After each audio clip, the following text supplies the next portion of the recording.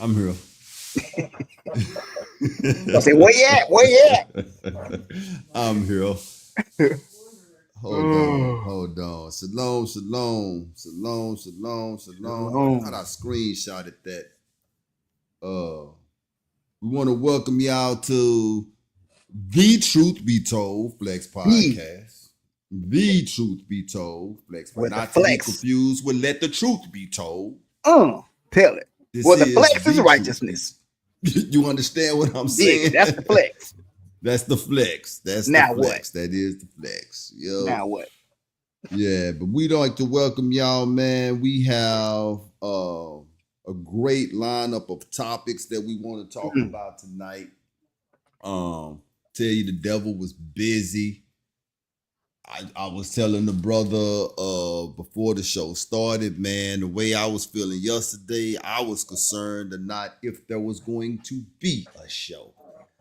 But yeah, the Most High worked this thing out, man. Won't he do it? Won't he do it? Yes, he will. Yeah, he will do it, man. Come on, He somebody. will do it. Come on, somebody. Yeah. But yeah, man. How's it been going, man? How's the family? Everybody's wonderful. Everybody's good. Leaning, trusting, depending on the Most High, on His begotten Son, Hamashiach, being led by the Ruach HaKadosh, our comforter, our guide, who lead us into all truth and bring all things. He brings all things to remembrance. Yes, he So, does. Yes, he does. What's that? I don't know. I ain't do that. You do that, Red? Oh, okay then. Okay, Yeah. so you saying with a little you is that your boy? Right. Yeah, she got me on that one. Oh, now, yeah. The flex is righteousness. But yeah, brother, I am good. Family's good. Everybody tuned in tonight, tapping in for a great show. How are y'all? Oh man, we doing great over here, brother. I can't complain at all. I'm gonna tell you something. I did something without really trying to do something, but I'm thinking it may turn into a habit. I switched up my diet. Okay. I switched up my diet and say what is it a week, baby? It's been a week. Maybe a little bit more than that. Maybe a little bit more than that. I've had very limited meat. I fell off today though. I was telling my wife. You ain't have to tell nobody. I know. Nobody would have known. He just being honest. I'm just being honest. Understood. You want to get caught lacking and slipping. Right. I'm human. You know what I'm saying? But say for the most part, man, I've been on the Genesis diet, man. Oh, really? Herbs, vegetables, fruits. Man, I lost my screen. There you go. I think you're back now. I lost everything. Am I still there? Am I there now? Yeah, There you go. back. There you go. Okay, then cool. You're a little delayed, but you back. Okay, then cool. But yeah, man, I've been on that. I've tried to stop drinking water out of the plastic bottles. I'm using, bottles, you know what I'm saying? Because of the breakdown of the plastic that leaks into the water, I'm looking into treating my body like the temple of the Most High. To me, it almost seemed asinine that we'll treat a car better than we'll treat our bodies, and so, I want to do this thing and try to see this thing through and see how the Most High bless me. But That's awesome. I have. That's man. awesome, man. I can tell the difference too. You can already tell it. Yeah. Oh yeah, 100. Yeah, daughter in there chopping up a watermelon now. That's what I've been mainly eating. And I don't leave nothing. I do. I juice the rind. I drink the tea from the seeds, and I eat the meat. Yeah, so I was just about to say that watermelon is meat. Look at you my face. understand what I'm saying? But you and I, gonna have the same. Look, bro, it's crazy because now I've been eating avocado in wraps. No, don't do the avocado like that. Don't eat avocado. But last few weeks I've been eating it with the cucumbers and the tomatoes and the lettuce and a little bit of homemade ranch in the wraps. and Malcolm juicing, I'll be in the bathroom all Where the truth is told, all of it. let it be told now. The real truth be told. Hey, say, wait till you start eating like I've been eating. Say, man, but I'm gonna tell you this: the freeway be easy. Do you understand what I'm saying? Ain't never no traffic. Oh my! Freeway be easy. Oh my! I'm gonna use that. Yes, indeed, man. Yeah, y'all got to get on them avocados though. Avocados are amazing. Amazing. I like them now. I ain't saying love yet. Right. But I think you will grow to love them. If you like them, you will grow to love them. And you know what? It does fill me up. I will say. They do. I 2 wraps, no bread, Right. 2 wraps, and avocado. A handful of grapes for lunch. Yeah. I be full. Hey, look here, man. And it's a different type of feeling too when you full. That's what I'm talking about. Like when I fell off today, I was stuffed. I ain't like it. I get full on the most highest food. And I just be comfortable. But I know I'm full though. You know what I'm saying? But it ain't a gluttonous full. You know what I'm saying? Right. Like that glutton. You'll be full and satisfied. Right. You'll be full and satisfied. Look, I'm gonna sprinkle something on that, Jamil. Allowance. Yeah, you know what I'm saying? Hey man, I used to do real quick before we get started on that berry, on that green berry. That's that avocado. That's what I call it, green berry. Green berry. I couldn't stand it. And we love Mexican food here, so we always in Mexican restaurants. Get my dish, and they always put that avocado on there. My wife, I always gave it to her. She scooped it up, no problem. One day I just decided, let me try this here. And that was all she wrote. She ain't got no more guacamole off of my plate since then. And it was hell in the handbasket from there on out, because now I don't get that little extra serving. I'm so sad. I would leave my house and go to a spot just to eat guacamole and chips. That's it. For real. When they see me come in, they ask, so you do your usual? We got the guacamole for you, Papi. There you go. That's me. I know black, but I got the guacamole for you. I got the guacamole. I know black. Yes, indeed. Now that's one thing. I like the avocado, but I'll slide the guacamole onto y'all. I ain't graduated to there yet. Oh, that ain't nothing but seasoning. It ain't gonna take long. It ain't gonna take long at all. Yeah. I promise. It ain't gonna take long. And I take one look at it and be like, nah, I'm good. You got to get over the look. Yeah, that's what got me. That's why I never ate it, because of how it looked. Yeah, but put a blindfold on. Just let somebody dip it in the chip and feed it to you. It'll change your life. Dig it. I might have to try that. It'll change your life. Oh, praise. Yes, indeed, man. We want to give a shout out in the road. Call Jamil, the trunk rattlers in the house. McCall in the house. We want to thank y'all too, because last week was probably one of our most successful weeks in a long time. Mm-hmm. Yeah. The last I looked at it, I think we was 20 subpar of 100 views. A lot of people caught the replay too, and believe it or not, I was getting phone calls from last week's show as well, man, letting us know how great we did. So it's stuff like that, man.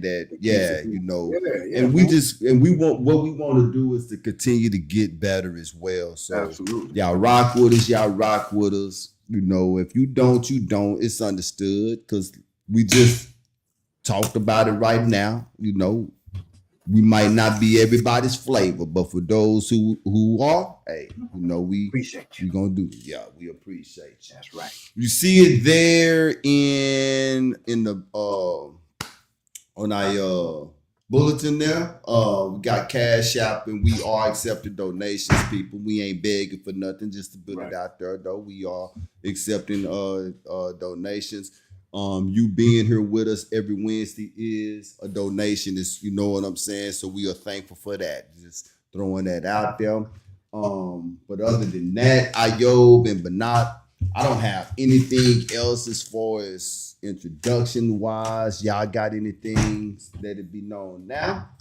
No, sir. If not, we can move forward. Yes, sir. Let's get it. Well, thank you for asking me how I'm doing. I'm doing great. I'm doing Oh, wonderful. I am so sorry. I'm going to It's fine. rewind. It's fine. Strike it from the records. You better But rewind. Yeah, but not how you doing over there. I'm doing great. Thank you for asking. But I did have just a very brief, small testimony that I wanted to give today when we were talking about how busy the devil was. And I normally come in on Wednesdays, and I have about hour and a half, maybe around 2 hours, to kind of really get prepared for the show, make sure I have any final notes I need to take, any last minute things I need to take care of. Today, I left work at 4 o'clock. I should have been to my location to pick up my kiddos at 4:30. I didn't get there until about 5 o'clock. Had to wait an extra 30 minutes to pick up my son because he didn't come out until 5:30.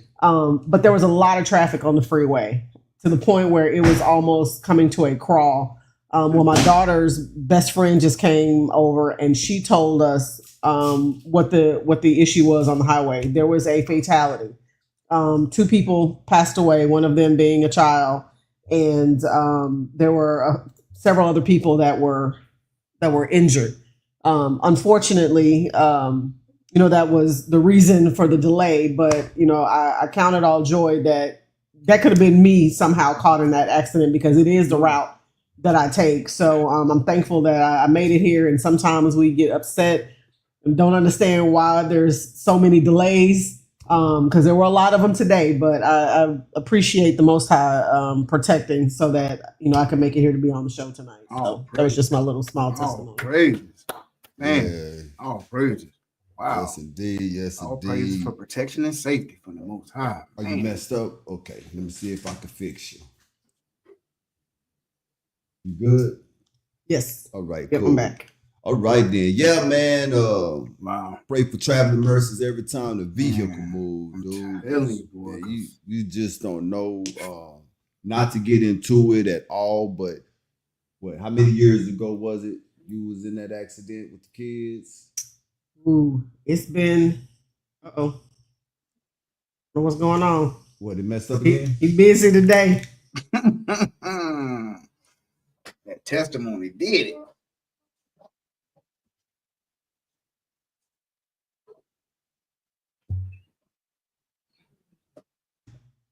All right, testing. Am I back? Can you hear me? I can hear you loud and clear. You good? Okay, we're back. Yeah. It's been almost 10 years. Well, 10 years back, my wife hit 2 horses, man. Yeah, in a Ford Escape. What? One of the. That's what I said. She hit 2 of them, man. Traveling from Tyler, Texas to Athens, Texas, on her way to work. So foggy day, never seen them. Hit them, both of them, killed both of them. And if you saw the Ford Escape, you would have asked, how did anybody escape that? My wife took the blunt of that accident, but all praises to the Most High. She was just concussed. She did look like, she had got into a fight with Ike. You know what I'm saying? But my daughter safe, my son safe, and his friend that was in the back seat safe. I got that phone call, bro. You have no idea the feeling. You know what I'm saying? Couldn't imagine. So I could not. Yeah, man. So without, we never pull out, man. You know what I'm saying? Without asking for protection of the Most High, man. Yeah. So yeah, 2 of them, man. 2 horses. 2. You gotta be kidding me. I'm gonna kick you off the show tonight. No, I'm just kidding. Don't put it out. Don't put it out. I think I'm back. Yeah, I'm back. Okay, man. All right. The devil really mad, boy. Man, look at here. All right, then. Well, let's go ahead and get it going. Let's get it going. All right. So before we get into our main topics, I have 2 topics I want to talk about. I'm going to say one of them. You messed up again? I am. I can hear. Yeah, we hear you. It's just, what is it doing? It's the static. Like every time I talk, it's the break. I don't hear that though. Yeah, we don't hear it.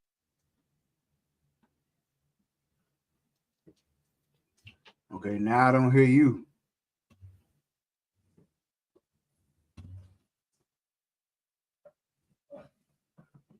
All right. You good? I think so. We'll Okay. we'll try and see what happens. All right.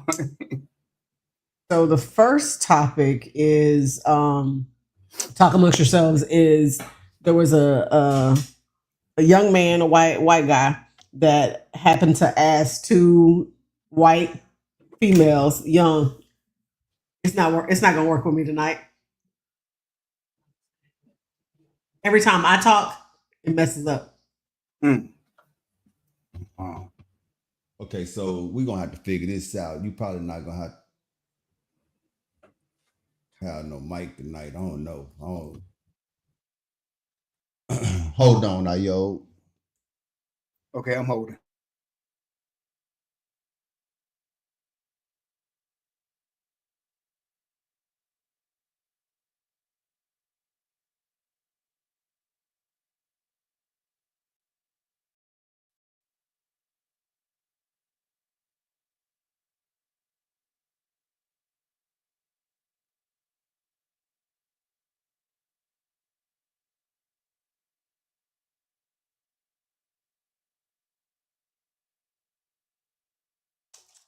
Testing. You hear me, yo?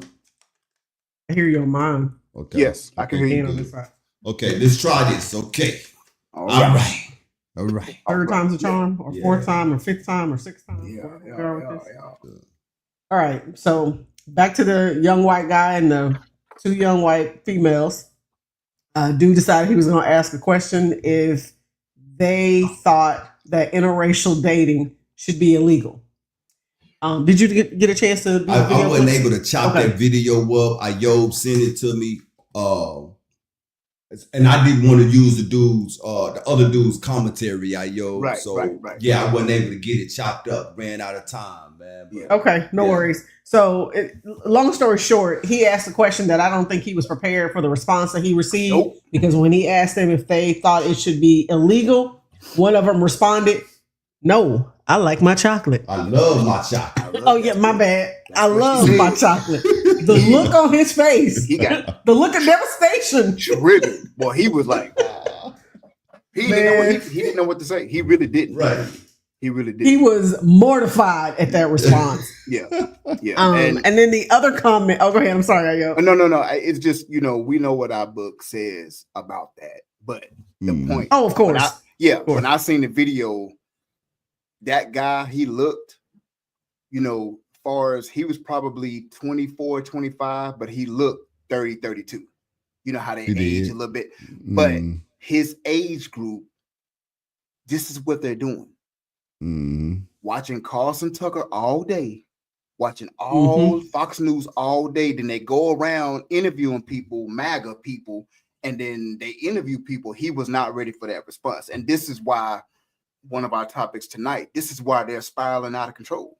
Because they understanding like, okay, brothers ain't really looking for our women no more. Our women looking for them. For them, 100%. You know what I'm saying? They know they are the quote unquote saviors of the, they starting to understand that now. So yeah, that he was not ready. He was done. Right. And then the next thing he hit them with is some fabricated fact, if you will, that studies show that children of interracial relationships are, his words, not mine, retarded. They are more likely to be retarded. That's what he said. They laughed at And him. so, they chuckled and said, "Well, what research? Statistic? What source? statistic is that?" Yeah, what is that? He said, "What source?" "Me looking around." Oh, They that's was cracking real up. They credible. was like, "What? Yeah. Okay, that's a real credible source." You look around, like, wow. He Yeah, was that was crazy. He was Yeah. devastated. Y'all look for that video. Oh, On Truth Be Told, we gonna be having that video soon. Lord I have wasn't mercy. able to chop it up today. Yeah, Boy. y'all look out for it. We will. Yeah, that was an interesting one. Mm. Now, unless you have been on another planet for the last 24 hours, this next one, I can't say I'm surprised that it came out or that this has been an accusation, but the latest and the greatest celebrity to fall under the sexual assault allegations. Oh man.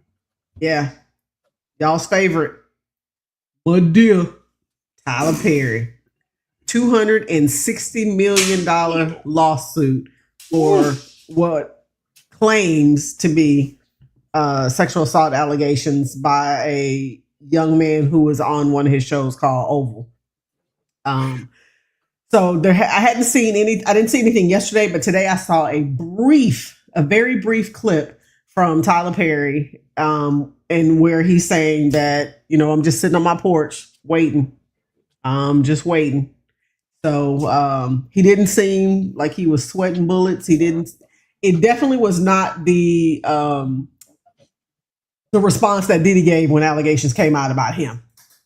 So, at any rate, long story short, we'll see where this goes. Obviously, it's in its very infancy stages, so there's going to be way more to come out after this, and we'll see where it goes. I don't have a whole lot of commentary on it right now because I want to see how this thing plays out. But the one thing Cher and I discussed is, how in the world are we in a position in these day and ages where you can file a lawsuit about something like that, but there are no criminal charges behind it?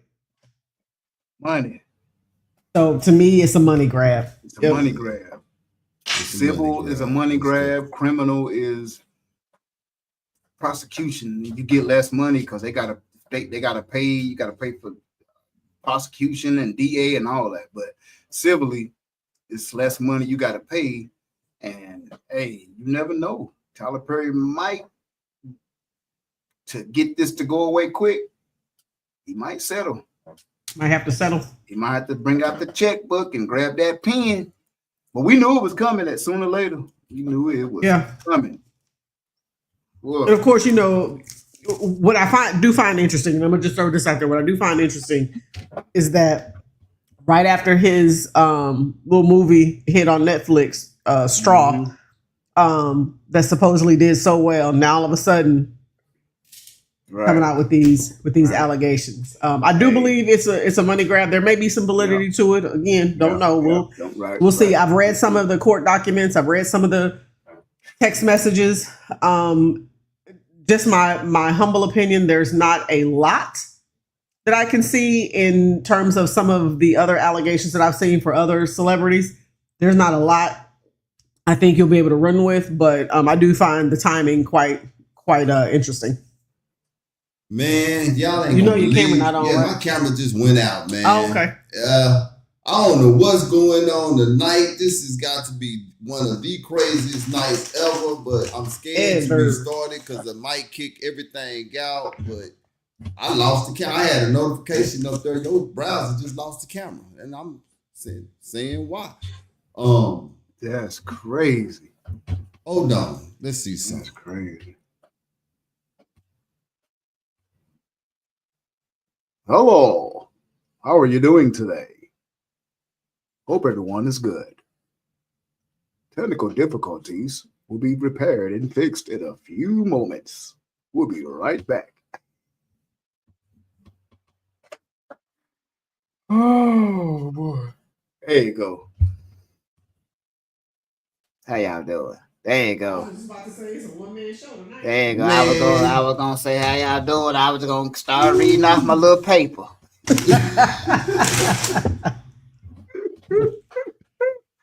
Boy, the devil busy, man. We ain't had a night like this in a long time. I guess it's kind of overdue. Yeah, because it's been a while since used to, boy. We'll be talking backstage. As soon as we get to coming on, boy, it be glitching and turning up. Yeah. This is Tyrone Koppel. Right. I almost don't want to touch the desk. Don't touch that. Do the show from that curl. Stay back here. Yeah. Either one of y'all have any comments? Man, hey, the Backdoria Nation. The Backdorians, boys. What? Them boys. They wildin', boy. What you call that nation? Backdoria Nation. I like that. Part of the Leviticua community. The Leviticua and the Backdorians, man.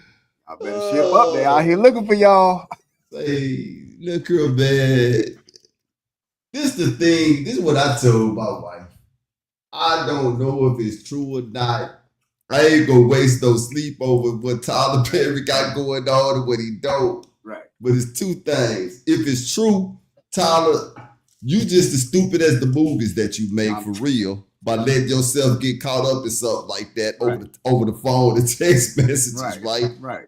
And the second thing is, I told my wife, I say, if I was a black actor, it's a few of them did it right. Blair Underwood is one of them. If I was a black entertainer, I just want to get right here. Right. When you get right here, don't nobody mess with you. Right. I don't want to get over the mountaintop. You know what I'm saying? Hey, I'm just gonna stay right here. You know what I'm saying? You're good. When they get the calling for certain roles, I'm just gonna have to. Nah, I'm good. Yeah, I'm good. I'm good. I don't want to. I don't want to be a part of the Backdoorians. I don't want to be a part of the backdoor. Well, oddly enough, you say that. I think that might be why some of them do end up only making it right here and not going any further. And then, well, hear me out. And then some drama starts to happen with them.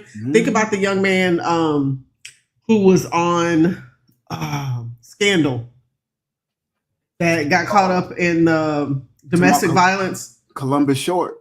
Yeah, correct. In the dancing movie with Chris Brown. Correct. Yeah. So I think sometimes people like him decide I'm not doing that, and stuff starts to come out about their personal life, and then you don't hear anything else from them. Right. So hey, that's listen. We got to reevaluate at some point.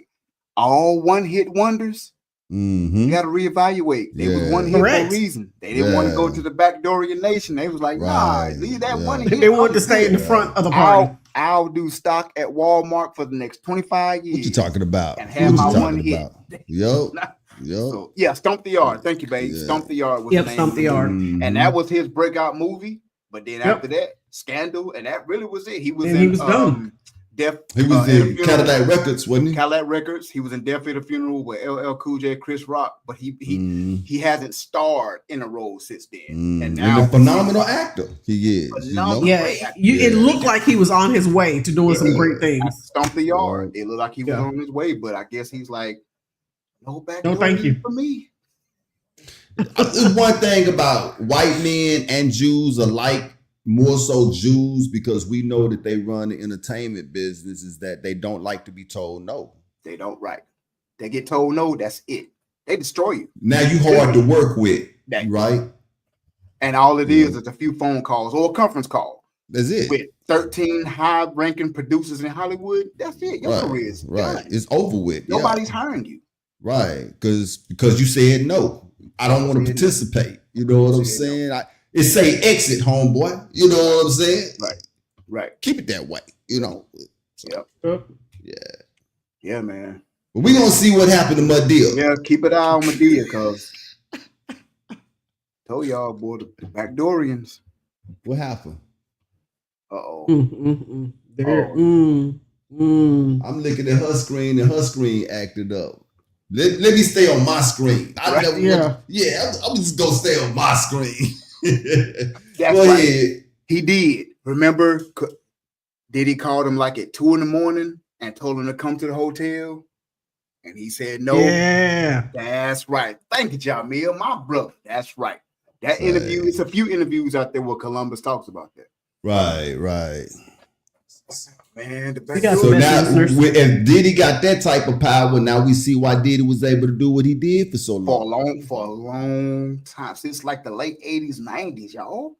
You know how long he didn't turn a Jew down. He turned a friend of a Jew down. Right. That's crazy. From the late 80s through the 90s, 2000s, all the way to last year. He been doing it's almost like 25 something years, y'all. Yeah. That is wild. Yeah. And he still ain't been punished yet. It's still a chance. It's still a chance. He make it off. He might walk. They could be like, oh, this is circumstantial. He's a freak. That's all we can say.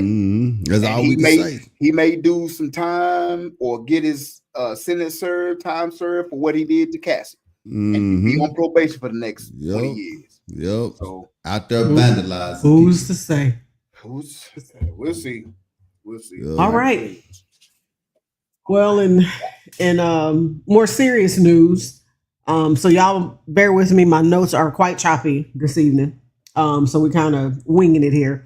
But Vance Luther Bolter, the 57-year-old who targeted a couple of Democratic lawmakers in Minnesota, he disguised himself as a police officer using a silicone mask and a fake patrol SUV. He fatally shot former House Speaker Melissa Hortman and her husband Mark at their Brooklyn Park home and wounded Senator John Hoffman and his wife Yvette at their Champlin residence. He had also surveilled multiple other lawmakers, including Senator Ann Rest, who was unharmed due to timely police intervention. Following the state's largest ever manhunt, Bolter surrendered in nearby woods. Investigators uncovered notebooks listing 45 potential political targets, weapons, passport, and a chilling note stating, "Dad went to war last night." He now faces both federal and state charges, including murder and attempted murder, which could lead to the death penalty under revived federal policies, despite Minnesota's moratorium. Authorities believe Bolter was driven by far right and Christian nationalist beliefs. In the aftermath, state officials are taking steps to increase personal and capital security while battling misinformation that spread online after the attack. Thoughts, guys? MAGA, I'll go first because mine is real quick. MAGA is already coming up online with all kind of conspiracy theories. Like this dude couldn't be just a far right extremist that they using the microwave to the Cuban Operation Paperclip stuff, and he's on the MK Ultra. No, he's just a far right extremist. We try to tell everybody back in 2008 through 10, when Obama was elected, we tried to tell everybody keep an eye on this Tea Party stuff. Y'all remember the Tea Party? We said it was a far right. No, they just want conservative rights. Now here it is, almost 10, a little bit over 10 years later, 10 to 15 years later, and this stuff, they done went far all the way to the right. One of the articles said this was a targeted attack against individuals who answered to the call of a public service. It ain't got to be a conspiracy theory. That's all it could be. He is just a far right-wing individual who don't like liberals or don't like Democrats or don't like, politicians at best. And he just went on. They said this dude, another Fox or ABC News Live article, and I'm almost done, said that he stalked his victims like prey and shot them in cold blood. Like, who does that for politics, y'all? Politics? Like, really? Yeah. And this is what that video we was talking about earlier, the white dude, this is a older white gentleman. They are starting to lose it. Mm-hmm. Like, for real. Like, you've seen the decline. Their birth rates are down. Women are rejecting them. They're starting to understand. They're starting to learn that we are the true people of the book. They are. So politics is the end game. That's it. That's all they have left. And when they feel like they can't win in that area, this is what they do. This is tragic. This is unheard of. It's crazy. I agree with you that they always go to extremes. You still good over there? Okay, cool. They go to extremes on everything. When they seem like they're about to lose, or should you say when they seem like their backs are pushed against the wall? Yeah, they gonna go to extreme measures. But and I'm not going to take anything away from what you're saying that he could just be an extremist right. You know what I'm saying? Because that could possibly well be. But you also said, who does this for politics? Right. That's where I'm at. That's another. And because I keep looking at, I'm like, who in a right mind would do something like that? Yeah. That, you know what I'm saying? And I, for one, I'm gonna be honest with you. If I was a viewer of this show and, I was listening to myself, I, for one, to be like, man, there he go again. But dude, politics, and he don't look like a young dude. He look like No, what, he maybe in older. his mid 50s. 50s or early 60s. 50. He look older. about He's 57 years old. 57. Yeah, he older. Where in the world, like, okay, so if it's not a Manchurian candidate, right? Because Right. that's what you saying. You saying that he's just a dude that's off. If it's not a Manchurian candidate, which it's a lot of me feel like it is, and that's just my That thought, could- right? No, that could If be. it's That's not a a, possible yeah, theory. if, That's if, possible. if he's not a Manchurian candidate, then there has got to be something in the atmosphere for real. Because regardless, if his mind is gone that much to the point that he's stalking politicians because of views here in America, and you suiting up like a police officer, and Tactical you gear. are tactical gear, knocking on their doors, and you are killing them in cold blood like that, bro. Something ain't right. Something ain't right. Something Something's is off. not right with what's going on right now. Totally agree. Check this out. I'm gonna bring something up on this here. Hold on. I want y'all to see this as well. Back scratching. Yeah, this dude here, man. His name is Vance Bolter at that. What kind of name is that? Yeah, man. These names be throwing me off, boy. Look at this dude, man. Yeah, that mask. That's not the picture I wanted. Hold on. So that's him with that mask on, right? Knocking on the door, right? Hold on. That's not the picture I wanted. I want to show y'all something else. I'm sorry.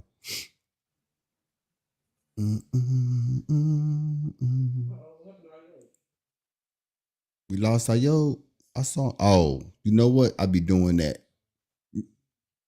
We'll get them back. We will get them back.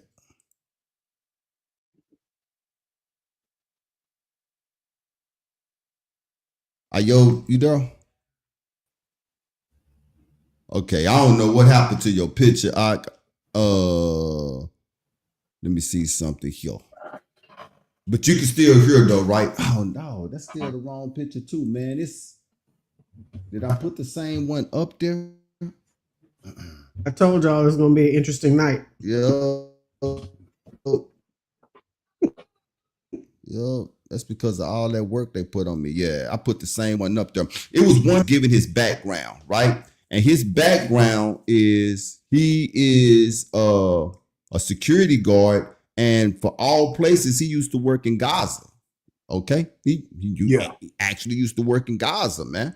Yeah. And so what that tells me is that he might possibly be some sort of military. Mercenary, some type of mercenary. Right. Exactly. You know, so with that being said, I thought I had it, and because I wanted to show it.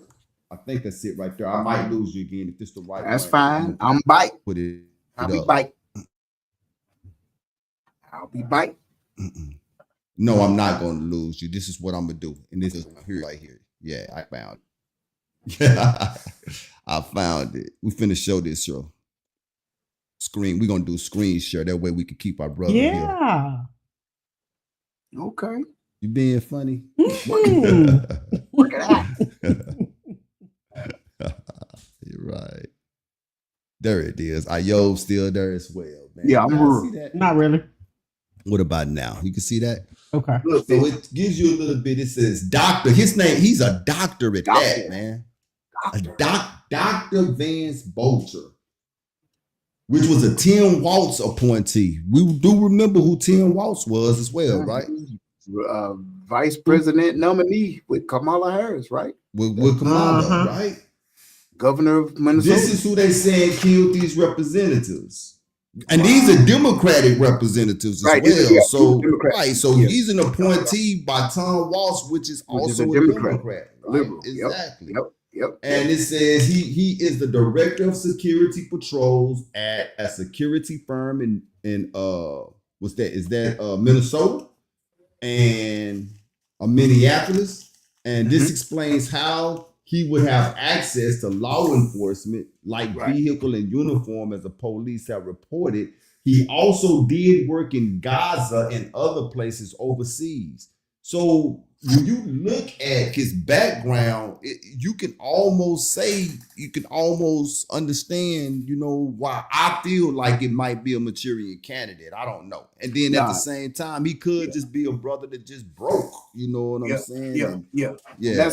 And it could very well be a Manchurian candidate because they got videos of him in the Congo preaching. Running across stage shouting in a predominantly Congolese church. Yeah, Congolese church. So a lot of people that have ties to FBI, CIA, they take on those roles. They do a little bit of everything. They be a church leader in Africa. They go on these missions and they work for FEMA and the Red Cross and do a lot of stuff. So yeah, but the one thing I was saying about MAGA is that they don't, you see how objectively I had one aspect, you had one aspect, but they both sound plausible. MAGA just run with you be like, right, where did that come from? And they don't have objective, they don't deal with facts. They deal with Anne Conway a couple years ago. What did she say? Alternative facts. So they be half truth that could make sense to only them. And it's been crazy stuff they've been talking about. But he could be either or. He could be, he very well could have picked up his phone, read the email, said, your mission is get your tactical gear. Today is the day at 100 hours. You're going to go pose as a police. And the article says they realize you're not the real police. Because I would have seen that mask and be like, seeing the mask. That's what I'm saying. And so that was a terrible mask. Horrible. So maybe he wasn't trying to fool nobody. Maybe he was on a mission, like you said, Manchurian candidate. I'm going here to do this. I just need to disguise myself until I get there. Once I get there and get to the doorstep, that's all. That's the mission. The mission's done. I'm gonna do what I got to do. So listen to what he say. I'm going to. He's telling this to his friends. He apologized. He say, I'm going to be gone for a while and maybe dead shortly. So I just want to let you know that I love you guys both, and I wish it hadn't gone this way. I mean, it's for a 57-year-old white guy in America. That's just. And then for his wife and family to get pulled over with all that cash and passports. Right. Something is up. Yeah. Definitely something is afoot. So this is the thing, though, that I feel like none of us can miss on this.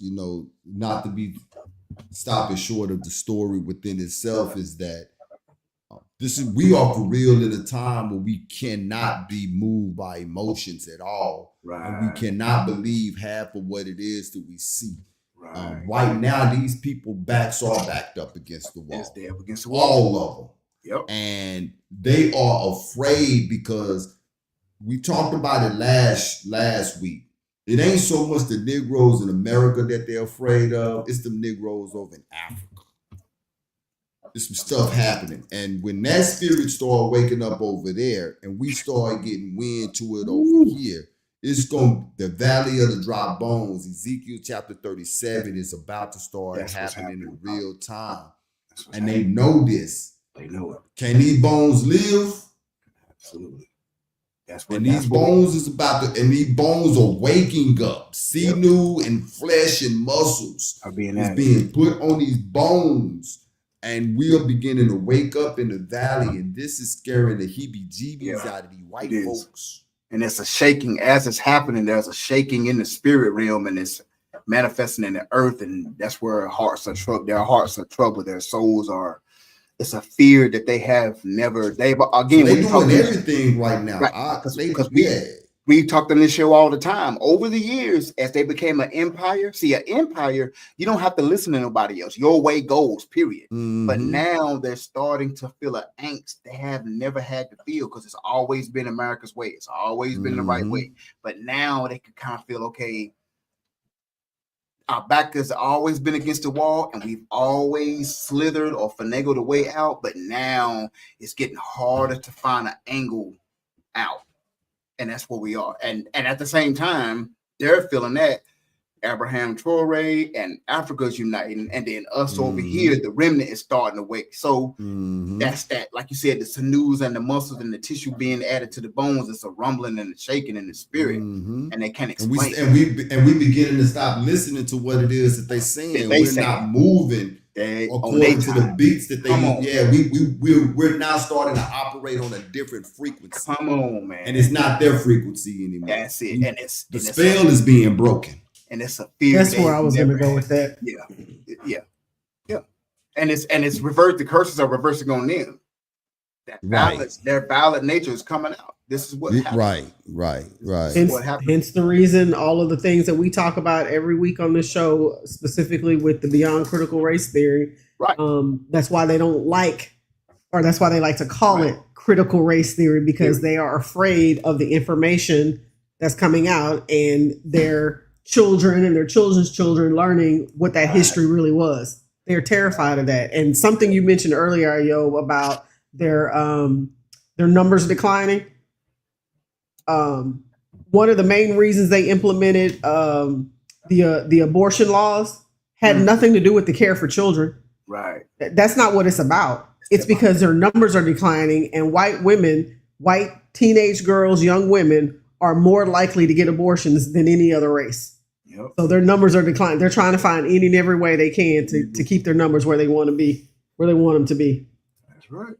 White women are more likely not to have children. They're the ones having conversations now saying that they don't want to have kids. Yeah, a lot of they being what you want to say, they can't have kids, you know what I'm saying? Right. And I'm not saying this to be funny, you know, they the ones that suffer mostly from the low T, and they got to go to the low T places to get their numbers up and stuff like this. Right. And that's why you see them adopting black children. Right. And this is the reason exactly they'll be adopting black children. Right. And so, you know, and then they look at us, we doing just fine. You know what I'm saying? The melanated population, no matter what we do to them, no matter how much we make them work, like Egypt to me. Right. It sounds just like it was in Egypt. You know what I'm saying? What you telling me we don't work in 14 hours and he went home and still got his wife pregnant? There you go.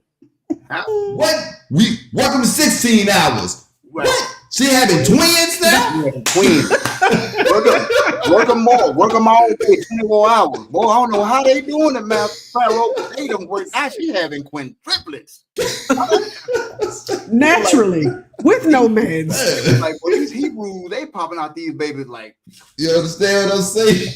It's like, can't work them enough, man. And the first time, even though they multiplied, they was able to multiply the plague. That last, they started feeling the angst and the fear. They was like, okay, something different now. Something's happening. So it's the same. It's the same way, man. Our Exodus is near. Oh man, and with some of these stories that we're going to talk about tonight, we're going to be talking about how close our Exodus is. Absolutely. Our Exodus is near. We are for real in that time when the Messiah said, "He who endures to the end shall be saved." Just hold on, people. For real. Look up. Your redemption. Don't be like the foolish virgins. All right. That's right. Get your oil now. Get your oil now. Always remember that all 10 went to sleep. Don't. I keep it on my family mind all the time. Understand the difference between battles and wars. That's it. We'll lose battles. That's right. But learn from it. Because you got a war. We're preparing for a war. You know what I'm saying? All 10 went to sleep, but 5 was prepared, though. That's right. Right? So, yeah, man. Our Exodus is near. It's near. It's near. Look up. You're all right. Now. Benjamin Netanyahu back in the news again. He's a fool. So on June 16th, during an interview with ABC News, he stated he would not rule out targeting Iran's supreme leader. I don't even know how to say this dude's name. Ayatollah Ali Khamenei. That's how we're gonna call it. Suggesting that such an act would end the ongoing conflict rather than escalate it. Netanyahu likened recent Israeli strikes on Iranian nuclear scientists to targeting Hitler's nuclear team. That's a quote. Asserting that the regime in Tehran is at the heart of decades-long regional instability and aggression. His comments came and reports that President Trump had previously blocked a similar Israeli plot to assassinate Khamenei over concerns about further conflict escalation. Concerns not Netanyahu actually dismissed. So while some analysts acknowledge Israel's past efforts to neutralize Iranian threats, they caution that the Iranian regime's deeply institutionalized leadership may persist even without Khamenei. So Netanyahu's remarks mark a bold and public escalation directly linking Iran's nuclear ambitions and its leadership. So what do y'all think about Mr. Netanyahu's comments? That man, you know what's weird about this dude? How long has he What been? isn't weird about him? How long has he been in power? Man, So let me. Yeah, remember, I know as Banaf was pulling it up. Remember, he was out of office for a couple years during the pandemic. Then they had the other guy, Neptali Benjamin, something like that. Yeah. And then all of a sudden, seemed like overnight, with the snap of Thanos' fingers, Netanyahu was back in, just like that. He was under investigation a couple times, and you kept hearing the media. They figured out a way to keep his name kind of out there. He would go quiet, then he was out there again. Then he would go quiet. So then, boom, 2023, 2024 come, and he back in there. Then, boom, that war started October 7th. I don't think he ever left. I think he just left by name. I was just about to say. He was behind the scenes. He was behind the scenes, and I think the Neptali dude was just there. Just to kind of, quell the fire, just kind of say, yeah, it's there's a time. He was just there to be another face. There you go. He was just a face to the party, while Netanyahu was still behind the scenes running stuff. And so this is actually his third one. So his first term was from May 1996 to July of 1999. The second term, which was the longest, was March 2009 to June of 2021. And then the third term started in December of 2022 to where he is now. And you are correct. What's his name? Naftali Bennett. Was there from June 2021 to June 30th, 2022. And then Yair Lapid. I don't even know if anybody remembers that because it was such a short tenure, but it was July 1st, 2022 to December 29, 2022. And then Netanyahu came back. Netanyahu came back. You know how they coined the term wartime president?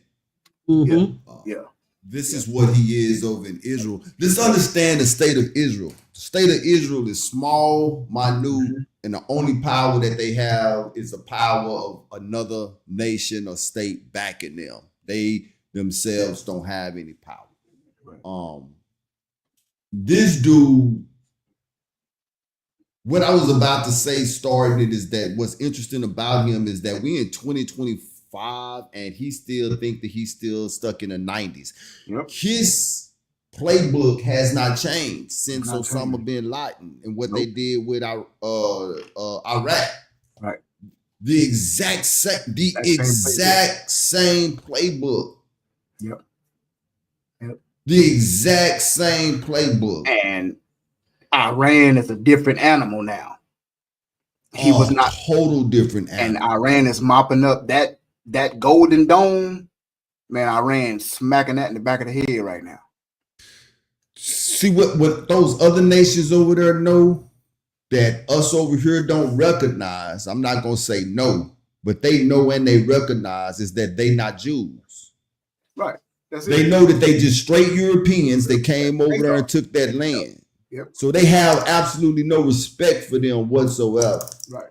Absolutely. While Netanyahu working with America, whatever come out of the mouth of Trump and anybody over here, don't you believe it?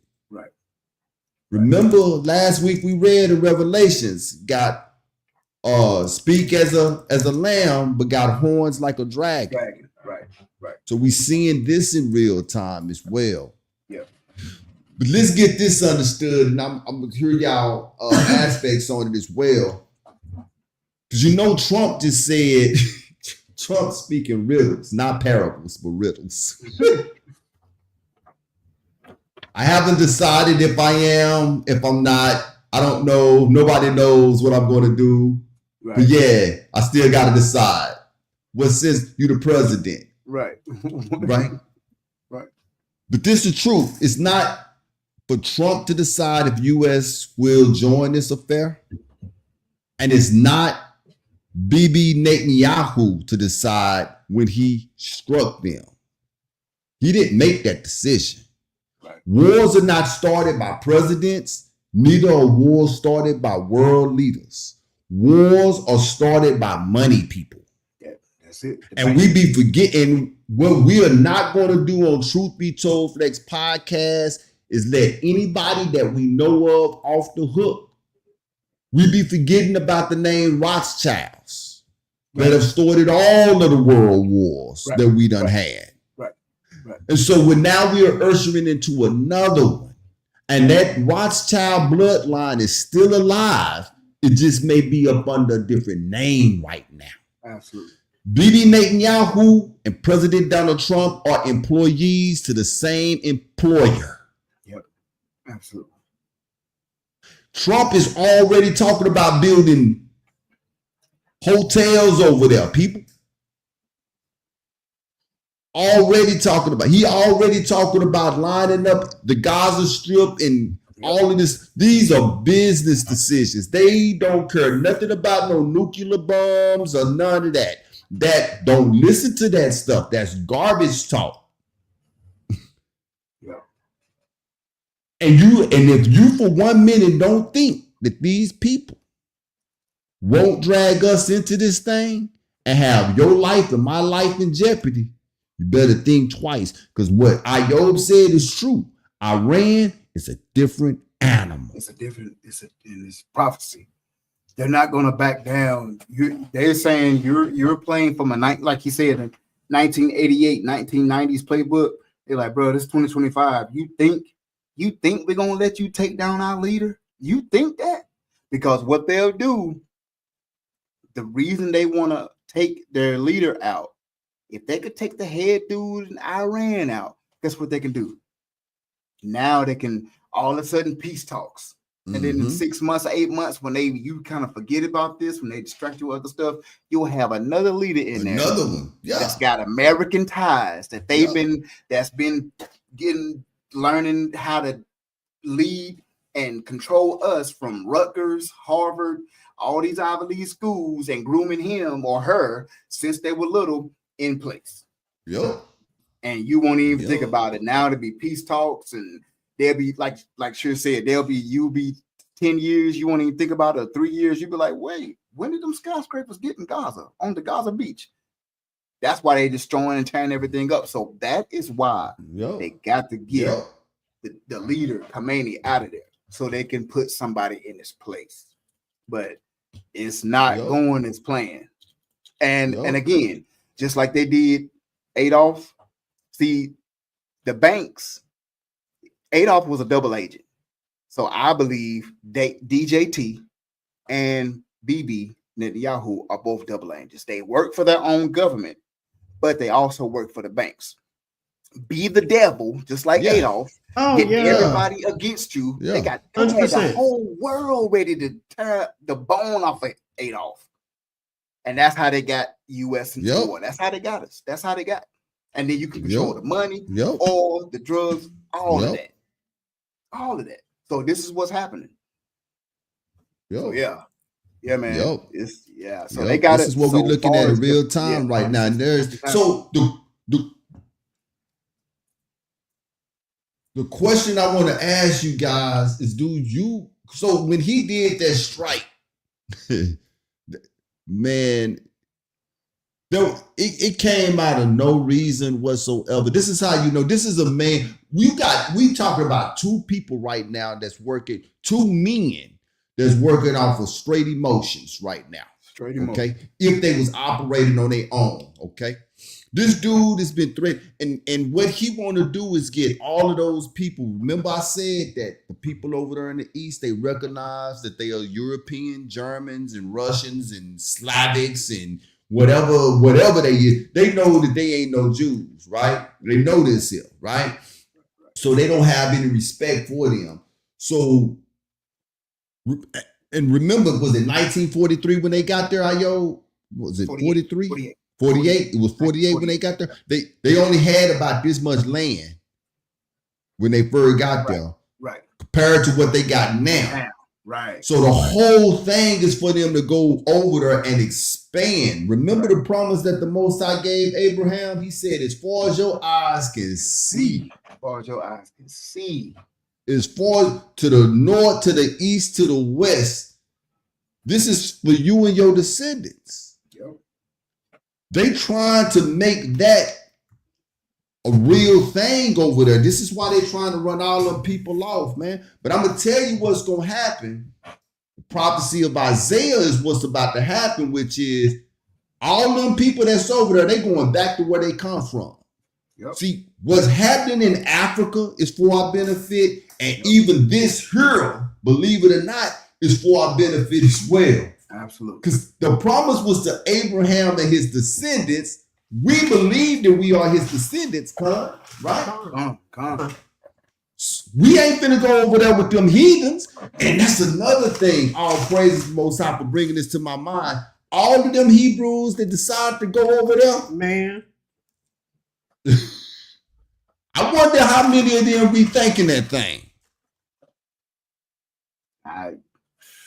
Because you move without time. It's not the place you want to be right now. Right. You see what I'm saying? All right. That is not where you want to be right now, man. And all of this stuff, man, do you really believe that Trump did not know about that attack? I said all of that to come back there, man. He knew. He took a nap at 9 o'clock and was on the phone by 11 when it was going down. On the phone with BB and the whole. He knew. He knew. They have to drag us into. They have to have us, because if they can have, the U.S. is trillions in debt. The national debt is how China and Russia can control. Right now, the main thing Putin invaded the Ukraine was to make the United States look like a paper tiger. Saying, look, you ain't that tough. You ain't going to do nothing. I'm going to do what I want to do, and I promise. So now the world's looking like, yeah, United States, what's up? Y'all talk y'all that junk. Why y'all didn't put not to Putin yet? You sent weapons to Ukraine, but you haven't helped. You don't have troops over there. So Putin basically, so he's saying the United States is nothing but a tiger on paper. They're not a real tiger how they say they are. Right. So now that the U.S. has this debt, China, Russia could be like, bruh, y'all owe us an oil. Y'all owe us money. You better get into this. The bankers, the Rothschild, you better get in. It'll be in your best interest to enter this war. Man, and Iran is not playing. And that's the thing. Iran ain't gonna lay down. That's how they do. Iran is like, listen, this 2025. What did Jeremiah say? I think it's around somewhere in one of them 50 chapters. I can't remember which one, but he said, yo, these Medes, they ain't going to be bought with seed. These Medes and these Persians, which is your modern day Iranians, they are not going to be bought with gold and with silver, man. They was for real. That's that sleeping giant. Just leave them alone. And Netanyahu moving out of impulse. But again, remember his employer. Nate, I promise y'all, if y'all don't believe nothing else that we say, these folks that you see on TV ain't making no decisions. That's right. Somebody else. You got International Monetary Funds, the IMF. You got BlackRock. You got these central banks that's in all of these different locations up under different names. Right. They profit from war. Destruction. Somebody got to make these bullets. Manufacturing is crazy. These factories booming right now. Bullets, machine guns, planes. Yeah. Did you hear they was grilling Hegseth, Pete Hegseth, the Secretary of Defense, on Capitol Hill? One jet is like $60 million, and we lost 2 the other week. That's 120 million with just 2 jets. Yeah. Yeah. You know what type of debt we going in to get this war, man? Yeah. Bro, this money is It's big Yeah. money. This is big money, man. This ain't got nothing to do with Netanyahu. Right. This ain't got nothing to do with Donald Trump. These are spirits that's moving these money people. What did Job 9:28 tell us? The earth was given to who? To the hands of the wicked. The wicked is pulling these strings, people. That's it. That's it. The wicked. America should know. I want to say this here that the leader of Iran, all praises Isaiah 13:17. Behold, I stir up the Medes against them, which shall not regard silver, and as for gold, they shall not delight in it. All praises. Right. That's it. That's the word. Who was that? Jenny. That leader of Iran, he said that the Americans should know that any U.S. military intervention will undoubtedly be accompanied by irreparable damage. Oh, listen. Khamenei said in a televised address, the U.S. entering into this war, is 100% to its own detriment. The damage it will suffer will be far greater than any harm that Iran may encounter. When I listen to that, I don't hear threats, people. I don't. Because what he's saying coincides with what the scriptures say. I don't hear threats, people. Right. We looking at God's fighting now, and I ain't talking about the men that we see on TV. We looking at for real. Remember in Daniel, Micah said, "Hey, I'd have been here earlier, but I was held up. 21. I got I was held up. 21 days. I was held up. I was held up. These are principalities. These are powers. These are wickedness in high places that we ain't got no control over. So, yeah, all praises, man. Yeah, man. So, it ain't time to be scared. Look, it's time to get your affairs right. Like kings, what Ruach from the left side has went down and told the Most High, I'll go and I'll be in the mouth of the prophets and I'll get them in this war. I'll get them in this war. I get them, bro. I get them, bro. Yeah. I'll do it, y'all. I'll go down. I'll be in the mouth of the prophets and I'll get them into this war. That's it. I get them, bro. Yeah. Wow. Man, that's good. That's good stuff, man. Good stuff, man. Keep your eyes on it. All right. So we got 3 more topics. And we have Beyond Critical Race Theory. We spent a lot of time on that one, so I don't know if you guys want to skip 1 or 2, go straight to Beyond Critical Race Theory. We got a little bit of time. Yeah, I think we're good. So we'll hit this this Houston Mayor John Whitmire. So he has launched an ambitious $70 million initiative to end street homelessness by the end of 2026. Not 2036, 2026. Next year. And if you have ever seen Houston's homeless population, it is no joke. What? No joke. So he's aiming to become the first major U.S. city to do this. The program began as a pilot in late 2024 and focuses on rapid rehousing, permanent supportive housing, navigation centers, and stricter enforcement of public space ordinances, including sleeping bans after 9 p.m. As of February 2025, $21.8 million has been secured from city, federal, and private sources, with an additional $48.2 million being sought through nonprofits, philanthropy, and local partners. Program components include outreach and counseling via local nonprofits, expansion of shelters and low barrier navigation centers, creation of city-sponsored resource hubs. Metro, which is the public transportation system here, has committed to $10 million to enhance safety and cleanliness. However, the initiative has drawn concern from advocates who worry about adequate funding, long-term sustainability, and rightfully so, and the potential criminalization of homelessness through increased enforcement, prompting calls for a more compassionate housing first approach. If you don't know anything about this mayor, this dude is a butthole. I don't know any other way. I don't know what nice way to say it, but he is a butthole. So I think, what he is more focused on, in my personal opinion, is the law enforcement aspect. This other stuff is all fluff and stuff. It sounds good, But where you're really going to find him investing is in the law enforcement side. Yeah. Getting homeless people off the street by any means necessary. I was just about to say it sounds like a 15-minute city creation to me. That's what it sounds like. Give them an incentive to get off the streets, keep them in that tight knit, get the buses to run here, they can walk it, but they off the street. 15-minute city. Had the police watch all the crime, and that's how they make money. That's how they make money. That's what it sounds like to me. We talk about AI on the show a lot, right? We talk about advanced technologies on the show. We talk about robotics and human enhancements on the show a lot. And one of the things that we seeing that's happening right now before our eyes, we talked about it last week, is that we have moved from republic to democracy, and from democracy right before our eyes, we move into technocracy as well. We have talked about some of the things that DARPA is trying to do, some of the creations that they have already that a lot of people don't know about.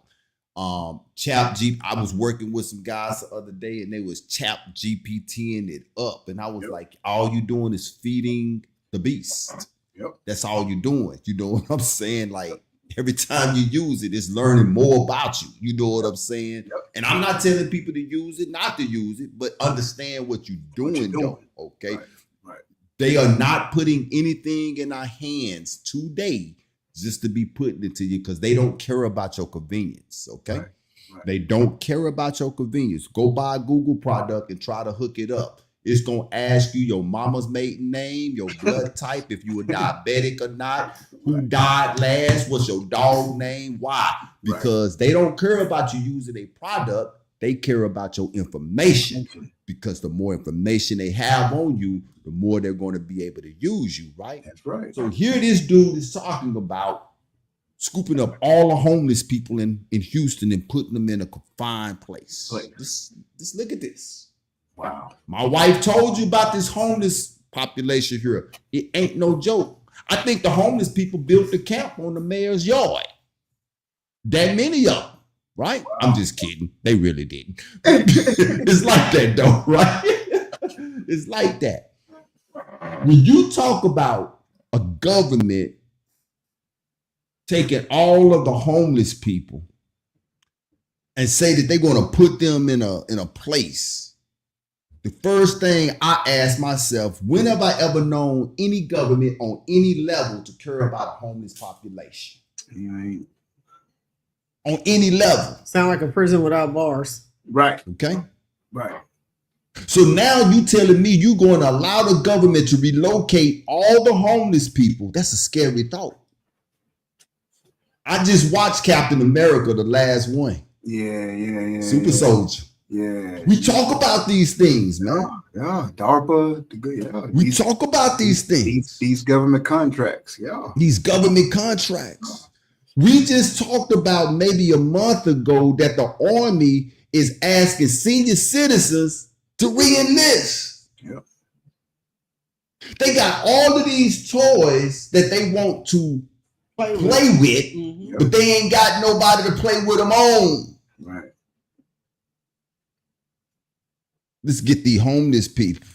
Yeah. I believe I could be thrown off. I've been called worse, but I believe that JoJo the dancer that's been at the corner all these years with the same sign, with the basket, he's suddenly going to be the one that's going to kick your door in and drag you to wherever it is that they want you to, and you ain't going to be able to reason with them not one bit. Why? Because they done got them and they done turned them into what it is that they want to do. And they go, and you don't for 1 minute don't believe that these homeless people are not going to sign up for whatever it is that they put in front of them. Why not? They gonna dress it up real nice. Look at all the things that they're saying that they're going to provide for them. Yeah. Housing. Yeah. Metro is involved. Public transportation here. Yep. Giving them certain other incentives. Yeah, gonna be like they're dressing it up real nice. it's gonna be like one big gigantic experiment. That's what it's gonna be. If y'all can find all together and watch who runs the prisons in this country? Where are the prisons run by? What you mean? The State. states. Aren't there private sectors? Well, yeah, they're private. Yeah, okay. Yeah. So one of the things that I read in here where it said that 21.8 million has been secured from city, federal, and private sources. Right. Come on now. Yeah. Wow. Yeah. You see that? They lifted that last. City, federal, and private.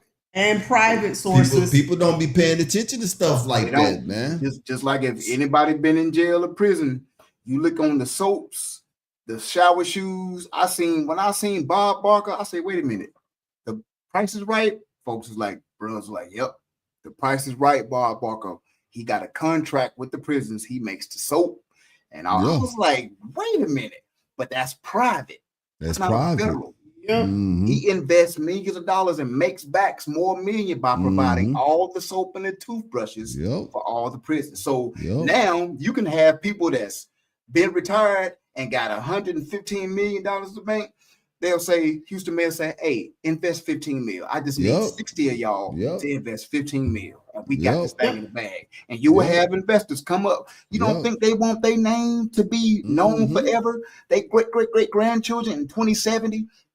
Generational wealth. Generational wealth. Oh, your great granddaddy's the one to help build that. He was the first one to help get homeless people off in Houston. And that's what the narrative is going to be. That they cleaned up Houston. They took care of the homeless, not realizing all the other stuff that went on behind the scenes, what they really did with the homeless. That's right. Let's say for the sake of argument, there are 1 million homeless people in the city of Houston. That's just the city of Houston, not the outliers, but just the city of Houston. There's 1 million homeless people. Out of those 1 million homeless people, they're probably only going to help maybe, and when I say help, I mean truly help, maybe 10. Right. And I'm not even exaggerating because I don't think the goal is to really help them, just like prison isn't about rehabilitation. Yeah. This ain't got nothing to do with help. So if you know some homeless, you got homeless people out there, and if you got the space, you might want to go check on your peoples, because Houston, they say, is one of the first cities. That word first is a big, loud word. It's one of the first cities to deal with the homeless population, which means that what that interpreted is that Houston is ground zero. We gonna see how this thing shake out. Gonna see how this thing shake out. And if it's successful, you will have major cities: New York, Charlotte, North Carolina, Miami, Dallas, Los Angeles, Portland, Richmond, Virginia. You will have cities begging to have the blueprint. Because you got to think too. Our military is already run thin, right? Right. You good? Yeah, say my computer running low. Battery running low. Oh, okay then. But yeah, it's time for us to go to a break anyway. So we're gonna go to a break. Y'all go get y'all go refill your refreshments. Go call somebody to come in on the back end. I want to say Jenny in Texas, shalom. Thank you for being up in here. Anybody else that's in here for the first time tonight, make yourself known. What they say in the Christian church. Any visitors in there, please stand up.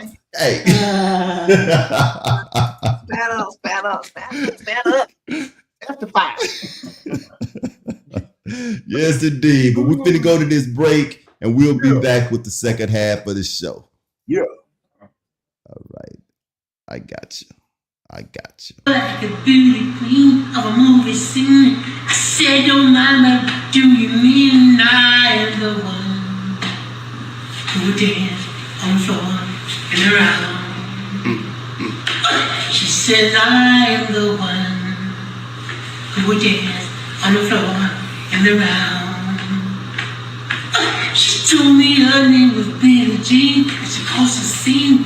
Then every action was I the dream of being the one who would dance on the floor and around. People always told me they gather what to do. Don't go around breaking young girls' eyes. And mother always told careful what you do. Cause I discovered you. Hey, Billie Jean is not my lover. She's just a girl with an eye of a one. But the cat is not my son. Oh! With over 200 men from online churches and things of that nature since I met and married you. And I'm sorry because all of that was wrong. Yeah! Damn! You could at least say 2 or 20, but 200 since you met and married him? God! First of all, I want to thank God because this is the Gospel Award, huh? This is my first BET Award, even though I've been here 3 years to get nominated 6 times every time. It's a blessing to get the Gospel Award first because I owe it all to God. Shout out to BET too. I love BET too. Shout out to Kirk Franklin. I ain't gonna lie, I was kind of scared to ask him for a feature on this song because y'all know how I be rapping. But I was like, oh my God, when he said yes, I was so excited. I had this song in the bar for so long. Shout out to Maverick City, Kiara Sherd. Don't mind my accent, don't laugh at me. And Chandler Moore, and shout out to God. And shout out to my mama a big, shout out to my mama, my dad, and my Uncle Johnny, Tammy. Shout out to Memphis, shout out to Y-Dub. I got my Y-Dub members up here. And yo, shout out to God, I love y'all, let go. Really? How good a baseball player were you? I could have went to the MLB. MLB? Yeah. I am not surprised. I'm serious though. You think I'm joking? I'm serious. No, I love your confidence. What positions did you play? I played pitcher, shortstop, third base, and center field. Those are the prime positions. That's what I'm trying to tell you. Yeah, you were the best player on your team. It's that. Now we talking. You could hit the ball. But I was 4th, 5th hitter. You know what that mean? Clean up. Yeah. Straight clean up on aisle 3. Come get it. Sounds like you're just an athlete. Yeah. Okay, ping pong, baseball, football, basketball. Tennis, swimming, lacrosse, whatever you need me to play, I'm going to go do it. If it's some money on the line, I'm going to go do it. Can you golf? Whatever you need me to do. Okay.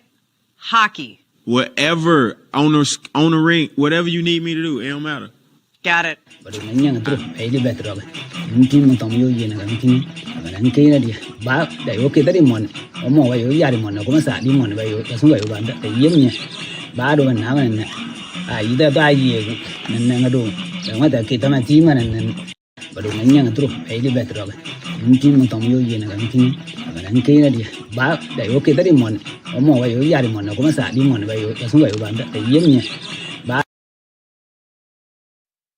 We are back.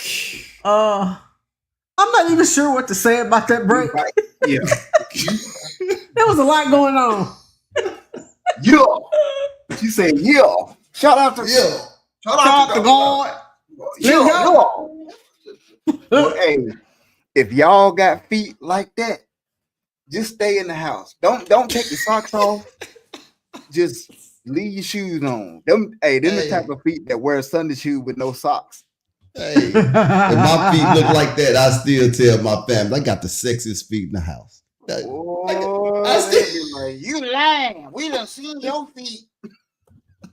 Man, he look like he laid bricks with them feet. He built a whole house with them feet. No hands. when somebody said kick rocks, he said, okay. I kicked him all the time with his feet. I put the heels on it and I kick it with the big toe up in the air, like the football. What you call it, the football in America? You call it the football. I kick it with the big toe. Man. Like, boy, we gonna sign you up, bro. He 25 and his feet 65. His feet was in his world before he was. He came foot first. He was breach. That first one, that was Ryko Raxon. Yeah, man, he was doing it, wasn't he? Did you see that turnaround? Look, if you would tell him he ain't Michael, he wouldn't believe it. You can't tell him he ain't Michael. He went got one of his cousins or his uncle told him, "Hey, you sound just like him. Trying to look just like him. Go ahead, make the video. Don't do it. Oh, y'all play too much. Y'all play too much. Indeed, man. Yes, Only here on indeed. the Truth Be Told Flex podcast. On the hill. Y'all don't know what these breaks gonna be about, but we gonna have break time. We gonna have break time. Man. All right. Oh, that's good. So we're gonna hit them with the Beyond Critical Race theory. We're going into this. Beyond critical race. Okay. Go ahead. Man, we got a great Beyond Critical Race facts tonight. They're all great. And this is the opportunity where our audience and people that watch, we get to go into the classroom and learn about some of our late great ancestors, some alive, some have passed on and transitioned, but we get to learn about what they will not and do not teach us in the schools, and there's a reason why. So tonight, our Beyond Critical Race theory, which equals critical race facts, we're going to learn about endurance. When I read this story, I learned about endurance, preservation, which is part of our culture, part of our DNA. And tonight, we got a young lady by the name of Clara Bell Drisdale Williams, 1885 to 1993. Listen to this story. Clara B. Williams, college professors did not allow her inside the classroom because she was so-called black. But that did not stop her. She took notes from the hallway standing up. She eventually graduated at the age of 51 and lived to 108 years old and saw her 3 sons become doctors. Wow. Clara Bell Drisdale Williams was the valedictorian of the graduating class of Prairie, New Normal, and Independent College, now HBCU, Prairie View A&M. PV. Okay. No way. She enrolled at the New Mexico College of Agriculture and Mechanic Arts in the fall of 1928, and after taking some courses at the University of Chicago. While she worked as a teacher at the Booker T. Washington School in Las Cruces, she also took college courses during the summer. Many of her professors would not allow her inside the classroom. She had to take notes from the hallway. She was also not allowed to walk with her class to get her diploma. She married Jasper Williams in 1917. Their 3 sons became physicians. She became a great teacher of so-called black students by day, and by night she taught their parents, former slaves, she taught them home economics. In 1961, New Mexico State University named a street on its campus after Williams. In 2005, the building of the English department was renamed Clara Bell Williams Hall. In 1980, she was awarded an honorary doctorate of laws degree by New Mexico State University, which also apologized for the treatment she was subjected to as a student. She lived to see 108 years old. Clara Bell Drisdale Williams. Man. What year did she die again? She 108. So I think 1993. 1993. 1993. Her people still 94. 1885 to 1994. Yeah. 1885, 1994.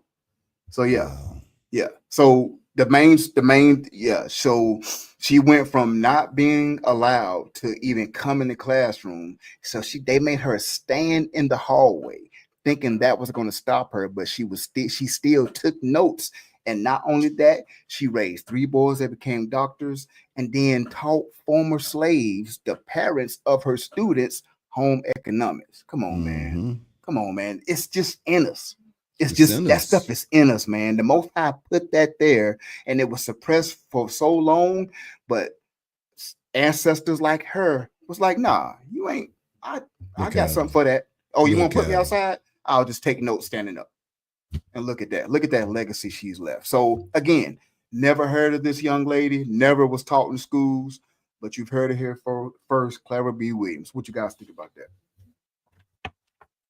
Her within herself is a testament. What you say is in us. What did the Mashiach say? That kingdom is within us. Kingdom is within us. Kingdom is within us. We need to remember that, man. And it's people like that there as a reminder from the past to let us know how great we are. We get all awestruck, I think, a lot in this time that we in at the great athletes that we have. You know, we'll sit up and talk for hours about Jordan and what he did and compare him to LeBron and Kobe and, you know, Ant Williams and, you know, Walter Payton, right?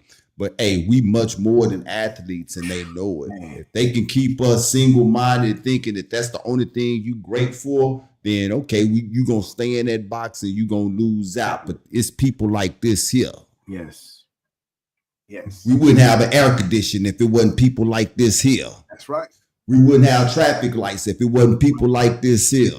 That's right. I can go on and on if it wasn't for people like this here. And where do you think? We always tell you that these fallen people get their information from fallen angels. Come on, from fallen gods. Where do you think we get it from? We get it from the power of Abraham, Isaac, and Jacob. All praises to the Most High. All praise. Secondly, and I'm going to leave it at this, white people make me sick. Tell them how you really feel. Please. White people make me sick. Oh, yeah. I wanted to start with that, but I couldn't. I'm gonna leave them for the back end. You don't not allow her in class. She can't walk with her class. She valedictorian. Valedictorian now. She can't walk with her, but 230 years later, we gonna give her a street and a name. See, and we gonna apologize. We're gonna apologize. Get the hell out of here. We sorry for what we did. Sorry. What? Let it be on record. She has said white people make him sick. Yeah. Or as somebody we know used to say, you make my sick. You make my sick. You make my sick. You make my sick. That was me. I told my brother that when I was a kid. Make my sick. You make my sick. At least I was told I said that. I don't remember it. That's a whole different level. I know, baby. Uh-oh. Like we good. Okay. We still in it. We still in the building. Yeah, we still in the building. Still in the building. I ain't kicked us out yet. Well, I'm making an executive decision. We're going to skip one of these stories and go to another one because I think this one is going to be a little heated, especially regarding the history that comes with it. So on June 1st of 2025, Tulsa Mayor Monroe Nichols, the city's first Black mayor, announced a $105 million reparations incentive called the Greenwood Trust, marking the first official Tulsa Race Massacre Observance Day. The fund aims to support descendants of victims of the 1921 Tulsa Race Massacre, which was a violent attack by a white mob that killed hundreds and devastated the prosperous Black community of Greenwood, also known as Black Wall Street. The Greenwood Trust will invest in affordable housing, economic development, cultural preservation, and education as part of a broader plan titled The Road to Repair. The initiative follows a 2024 Federal Department of Justice review that labeled the massacre a coordinated military-style attack, detailing mass killings, theft, and a lack of aid for Black residents. Survivors Viola Fletcher, who's 111 years old, and Leslie Randall, who is 110 years old, along with advocates like attorney Damaro Solomon Simmons, praised the initiative as a hopeful and long-fought step towards justice and healing for the impacted community. What do you guys think? White people make me sick. They make my sick. Yeah. They will You not don't understand why we say bro. this as we start breaking this thing down, man. They will not come. Well, that's the thing. This one even isn't really about money. There's not really any monetary gains, so to speak, in terms of cash anyway. Yeah, that's not a reparation is. Reparation is monetary cash repayment for the cash you were making that we destroyed. Talking about economic development. What are you talking about? Mm-hmm. Oh, did I lose y'all? So what? Okay, there you go. Uh-oh. You back. Okay. You good now. While it's not a reparations in terms of what we have historically wished reparations would be, which was that 40 acres and a mule type thing. This is a little bit more strategic, and I think the reason he implemented it or came together with a plan like this is because he knew it was going to receive backlash regardless. But if he had only talked about just doing money, handing out cash, it would have been dead in the water. This, they at least have to have a conversation. It still may be dead in the water, but at least they have to have a logical conversation to say why they can't do this. If a city like Houston can put in an initiative to rid the city of homelessness with all of their initiatives, how come a city like Tulsa, Oklahoma can't put in a program similar? Because if you heard what I said in terms of what the initiatives are, it's for affordable housing, economic development, so education. So those are a lot of things that were destroyed in Tulsa as a result of the massacre. Schools were destroyed, the banks were destroyed, people who had property, and they were never able to, one, recover from their property damage, and they couldn't rebuild on the land where the property was damaged. So this initiative is just really to try and right some of those wrongs. What's even worse, there's only 2 living survivors left of that massacre. 2. Yep. And of those 2, they are receiving a compensation from a Tulsa-based nonprofit and a New York-based, how you say that word again, baby? Philanthropic. Yeah, that word right there, organization. But they haven't received not a cent, not one narrow cent from the city or the state, from the city of Tulsa or the state of Oklahoma. And these ladies are 110, Leslie Randall. Yeah, 110 years old, and Viola Fletcher, 111 years old. Wow. So when they yet holding on. So when people tried to come in to give reparations, white people shot it down. Right? Try to right the wrong. White people shot it down. And I think Bernard did a real good bringing out on that as far as, because this is what we do. Something that we always done is like human nature.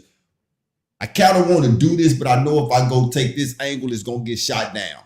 So I'm going to go this angle, right? See if I can get the wheels right, to see if I can get through the door. True. So it leads me to ask this question. If he had left the word reparations off, would it have been an easier pill for the white people of Oklahoma to swallow? What do you guys think? Say that again. Oh, I'm sorry. Go ahead, Ayo. No, I was just saying, so you're asking if taking out the words reparations, is it an easier palatable or easier for the white folks? Right. Would he had such the pushback? Because I'm going to show you some of this pushback that he got. Absolutely. Because when they hear the word reparations, what are they saying? Well, we feel like some of the slave masters should be given reparations for the slave. But they were. Right. They were. Absolutely. You were compensated for when between 1883 and 1889, the whatever slaves you lost after the Civil War, whatever, you were given compensation. $6,000 for the 300 slaves you lost at that time in 1889 and 1900. That's a lot. Generational wealth. Thank you. They bought land. Those people, they bought those people who complaining that they didn't benefit or they weren't involved in slavery. No, but you still benefiting off of what happened and the reparations your family got. Right. Still benefiting off of that. With $6,000, you don't think, why do you think these mom and pop stores in the South, 3 or 4 gas stations popped up? Back then it would take what, $300, $400, $500 at the most to start a gas station. So you could have a gas station, 200 acres, and still have money left. And you holler for it. So yeah, if you take out that reparations, it's more the pill to swallow is more palatable for them. They can accept it more. As soon as they hear reparations, it triggers something. It does something to them. It does something to them. So yeah, I think so. What you think? I believe in calling a spade a spade. So while taking the term reparations off, while saying if you decide you're not going to use that term, right? What is your logistical? We just gonna build Green. Is it Green Ridge? What's the name? Greenwood. Yeah, we just gonna Greenwood rebuild. Yeah, we gonna rebuild buildings, and we gonna take this 60. Was it 60 million? We gonna take this 60 million just to rebuild damaged buildings that's in Greenwood. Rebuild the buildings, revitalize the city's north side. We're gonna use some of this here to for scholarships of certain children. We never use the exact same thing, but we never use the word reparation. But everything that you're saying is exactly what they're doing. I know, that's what I'm saying. And that's why I'm saying the word reparation, I kind of agree with Ayob that I believe that that's a trigger word. Oh, it's 100% a trigger word. That's what I'm saying. If they took out the word reparation, do you think it would have been more palatable that he wouldn't have had the pushback that he is receiving? He still would have gotten it. Yeah, because I think you're talking about it. Yeah, I think what she's saying is when you're saying 24 million in housing assistance in that area, 60 million in that area, you ain't got to say reparations. They all already know, like, oh, in this area, we know what y'all trying to do. I think that's we know exactly what you're trying to do. Yeah. So I that's plausible. whether you call it use the term what he said, road to repair, right? Right. That's what they called it. Right. Road to repair. If you call it anything else, it's still going to be suited up for reparations. So regardless of whether they're triggered or not by that word, it's still a reparations package. They know what it's not necessarily actual cash money that they're giving, but they're still looking at it as reparations, because as long as you're saying you're going to rebuild that area, they already know what that comes with. If that's you decide what I was trying to get at. Gotcha. Replay that last phrase you just said. As long as you're trying to do what? Rebuild that area. Rebuild that area. They know what it's for. They know what it's for. And this brings me to this point right here. When the white people say that they're not racist, if that ever come out of their mouth, just know that 9 times out of 10 that they are. Because who asked you for that information, first of all, right? What made you feel that you had to say that? And somewhere in the back of their mind, when anybody, any government agency or any government facility say anything that will try to bring anything better for us as melanated people in this world, they got a problem with that. They don't want us to have a leg up on nothing. Because they know. They know what'll happen. They even if it's not money, even if they say we're gonna 24 million, 60 million, 21 million, that's a total of what? 84 plus 21, that's 103 million. If we give them $103 million now, and they start and they take advantage of this, in 10 years, they're gonna leave us behind. That's what they saying. That's their thought. Can't have that. Yeah, can't have that happen. That's who is easier to control? Right. We just got through talking about the homeless population, right? One of the things we said was, if you don't think that they're gonna sign up for whatever it is, why you think they're gonna be so eager to sign up for it? Because they homeless. So as long as they can keep us in a situation that we're already in, as far as how they see it, they're more easy to control. We can't give them anything. Look at some of these. Say I had to go to X. I'm learning slow. I'm learning slow, but I'm learning. If you want to get raw and uncut, boy, X. Woo. Go to X. Boy, check this out, man. Y'all might see us 2 times on this screen, but that's okay. Don't worry about the other one over there. Can y'all see that? I don't know. Can y'all see that? A little bit. I could have.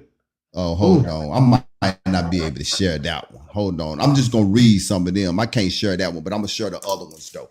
This is some of these comments, man. This is from a Mavis. Oh, I can't share it. Hold on. I just got it over here.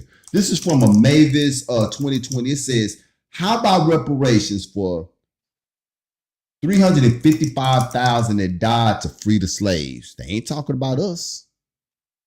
They ain't talking about us at all, right? Hold on, let me put this on the screen because I do want y'all to see some of this. Y'all volunteered for that. We didn't volunteer for slavery. And they didn't even volunteer. They weren't fighting for us. Right. They weren't fighting for the freedom of slaves. Let's be real. They was fighting to keep up behind. Okay, this my other one. This my other screen over here, but that's okay. Let me know if y'all can see that. I can blow this we can up see a little bit, maybe. Y'all can see that? Okay. So this is from OK Warrior, which I'm going to say that this is a guy from Oklahoma, right? He says, and here you are 104 years later, stoking race fires every chance you get, talking to the mayor. That's how they think of this for real. Right. When all we're not asking for handouts. And one of these comments said that, actually. I don't know if I got this one on screen, but we're not asking for handouts. We're just asking to right some of the wrong. Right. I don't care how fast you run. Usain Bolt is known as the fastest man on earth at one time, right? You give everybody, other Olympian runners, a 30, 40-yard head start in a 100-yard race. I don't care how fast Usain Bolt is. He's going to struggle to catch them before that finish line. Yep. We've been behind since day one, since day zero. Yep. And every time somebody asks, hey, can we? No, vote it down. But they'll go give $100 and something million to some, you see what I'm saying? Yep. Something ain't got nothing to do with nothing. Yep. G and X say all Democrats do is live in the past. They create division and chaos wherever they go. Democrats ruin everything they touch. Where's the division and chaos at? That's within you. You feel like that. There you go. If it's chaos, that's because you feel like it's chaos when he asked to give us something. So basically what you're saying is never ask to do anything for black people. As long as you don't do that, everything is safe and carefree in the world, right? And that's what I get from that. What y'all get from that? No, I'm with you, Con. That's what he's saying. Just another grill for NGOs. What's NGOs? Negroes? Yeah, that's what it is. Another grill. Every culture has blood on its hands, and slavery predates the birth of Christ himself by 3,000 years, but only one particular people are told they should feel bad about it, while all others are given highly convenient passes. Man, this is crazy, people. And again, every person that is talking in those comments with one sentence, if you didn't get a head start. Matter of fact, you had the head start and we still here. They will have an issue with that. Yeah. So it's no matter what we do or what we say, we could leave and every single Negro right here in America could go to Africa tomorrow. They would still find a way. To talk against us. They blame us for we wouldn't even be here. If something would happen, they would blame us. Yeah. And then so when we ask for not a gift, this is what you should return. And everybody know what means. If I refill a glass of water, the water was already there. So if you returning it, we already had it. But you took it away by the first time dynamite was used on U.S. soil was in Tulsa. Dropping dynamite from helicopters. Yep. First time on U.S. soil, dynamite. And if we're being completely honest, let's think about how they decided they were going to repay the Native Americans. They gave them a plot of land. What is the plot of land called that they put them on? Reservation. Right. They reserved this space for them. Right. That's where they're supposed to be. Have you seen a reservation? You know what a reservation looks like? It looks like the ghetto in most cases. Yep. And while the government technically isn't supposed to be there, isn't allowed to do anything there, They haven't given them any kind of resources. Right. They treat them like Haiti. They don't even have exactly bathrooms where they don't even run in water. Most of the time, correct. Most of the time. And we talking about the people that predate them being here. Correct. We just gonna, Right. I mean, imagine being, I'm in my house right now and people just come through my door and be like, yo, we want this house. We gonna take it. And what you gonna do about it? And put me and my whole family up out of here. And then they don't say that they stole it. They say they discovered it. I discovered that house. Was it manifest destiny? I discovered and the same way with us. Some of us that did get away from slavery and was able to buy half an acre and build a little shack, they wanted that. Yeah. Hey, can we have your house? No, you can't. Oh, you uppity? Oh, okay, we'll be back. Now, next night they come back with burning crosses, burning the house so they can have it and give it to their son. That's exactly what this. But what scripture say? Everything that the locust is stolen, right? It's gonna be right. And that's where our reparations coming from. Right. When I talk stories like this, I don't want nobody to think, and it's just me. I can't speak for everybody else. I don't never speak on these type of stories expecting a reparation from them. Absolutely, because it's gonna come from the Most High. That's where my reparation is coming from. Matter of fact, he's hardening. You just seen in the comments, he's hardening their hearts. Exactly. Every time somebody said, he hardened their heart, just like Pharaoh and his people. Just like Pharaoh. Every time their hearts are hardened to it. Because that's an opportunity for them, right? Just like with Pharaoh. Every time Moses went to him, there was an opportunity for him to do the right thing. That's right. This is more of the critical race facts. These are things that we're showing you, and we're giving you an opportunity to make a change, make a different kind of statement, and yet you choose to go the route that you're going. There you go. I know, baby. Boy. Oh. Yeah, there we go. Yeah, so they're showing their true colors. They're showing who they are. I got how much was 53? Said predates Christ. What are you talking about? How do you know? Right. Like you wouldn't know that. You done Google something. Half of them look like they've been here as long as Christ. Right. Right. I'm telling you. Like, what? You wouldn't know that. Oh, I wish I can get some of them on this show, boy.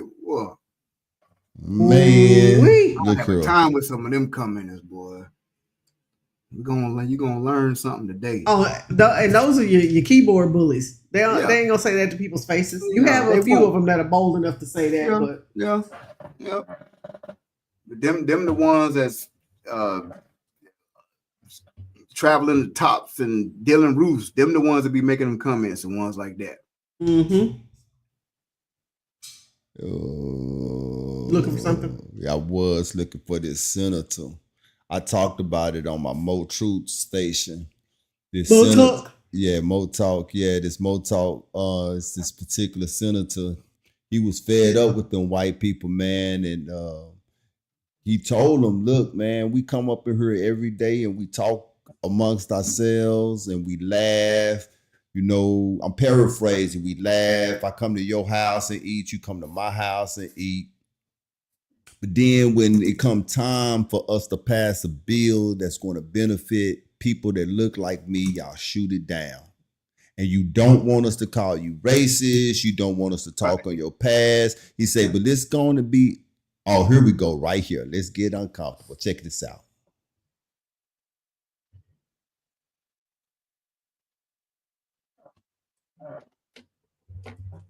This thing. Racist in here. You hate when we use the word racist. You hate being attacked. You hate when we bring up race and everything. But then when we have an opportunity to show that we're not racist, you let me down every time. Every time. And I sit here and we talk about our families, we talk about our kids, we go on trips together, and then we talk about not funding state, not using our state dollars to go to white supremacy programs, and then we table it. You want to talk about some stuff? Let's talk about how they just took almost $7 million from the College of Charleston because they want to help black kids. Let's talk about it. Let's talk about all the amendments that are in the state budget right now to defund all the black programs that are going across the state. Let's talk about it. Let's talk about AP African American Studies that was banned from this state. Let's talk about it. Let's talk about the attacks that you got going on people who don't look like you. Let's talk about it. Why do we continuously do this to our kids? Why? What is it that you're doing? What are you showing your kids? That public funds can go to white supremacy programs? We just had an issue at USC where all those kids felt scared. Matter of fact, we just had the Patriot Front on our steps last week. What are we doing here?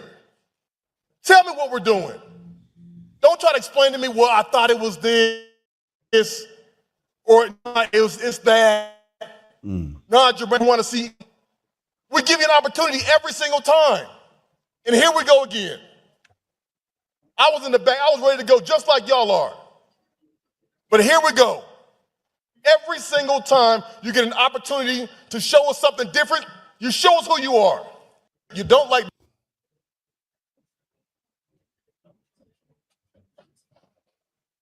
They don't want that played. They said we're going to shut it down. We shut it down. Want that played. Enough of that. Damn, enough of that. But hey, listen, what? It was quiet. So you facts. could hear it was crickets when he was speaking. But you know the crazy thing though, it was quiet and you heard crickets. At the end of the day, they still don't care.